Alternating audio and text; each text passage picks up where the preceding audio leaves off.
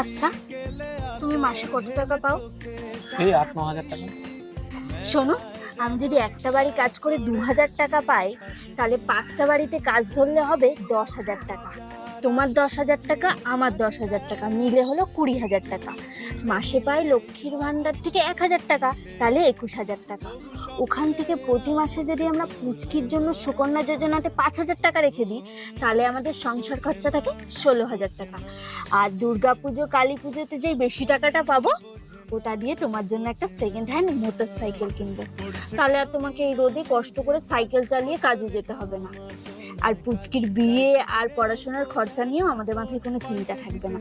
এবার সংসার খরচা বাঁচিয়ে যেই টাকাটা থাকবে, ওটা দিয়ে আর আবাস যোজনায় নাম লিখিয়ে ওখান থেকে টাকা পেয়ে আমরা একটা সুন্দর দেখে বাড়ি বানাবো। তারপর দুজন মিলে সারা জীবন ওই বাড়িতে একসাথে সুখে কাটাবো।